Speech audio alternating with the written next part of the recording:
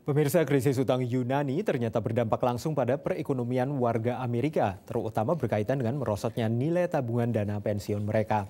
Akibatnya tingkat suku bunga bisa meningkat dan kredit akan semakin sulit didapat, dan hal ini mencemaskan para pelaku usaha di Amerika. Unjuk rasa, kerusuhan, dan pemogokan di Yunani tidak hanya mengganggu wisatawan asing yang ingin mengunjungi Akropolis. Yunani diambang kebangkrutan dan hal ini bisa menghapus semua keuntungan yang diperoleh bursa saham Amerika tahun ini. Rata-rata dana pensiun warga Amerika merosot hampir 15% karena ditanam dalam saham asing, yakni kerugian hingga $5.000 atau 45 juta rupiah sejak 1 Mei lalu. Sebagian besar akibat krisis di Yunani.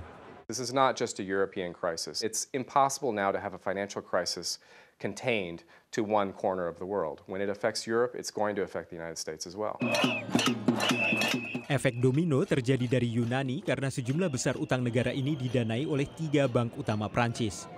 Ketiga bank ini membagi risiko ke institusi finansial Amerika dengan menjual asuransi.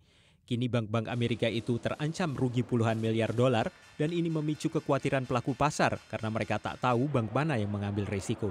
Which could tend to make interest rates go up and make it harder to get loans and for firms to receive credit. Businesses will feel more uncertain about the future and may cut back on their hiring plans. Banyak perusahaan Amerika cemas akan turunnya ekspor ke Eropa. Bila warga Eropa tiba-tiba mengurangi belanja, maka pemulihan ekonomi yang kini berjalan lamban di Amerika bisa berhenti sama sekali.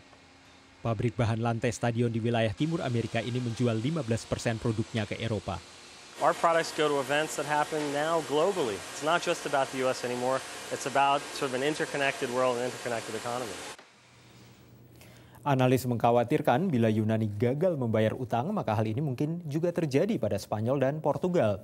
Dan gelombang default ini akan berdampak parah tidak hanya di Eropa, tapi juga hingga ke Wall Street. Dari Washington, saya Helmi Yohanes dan tim VOA.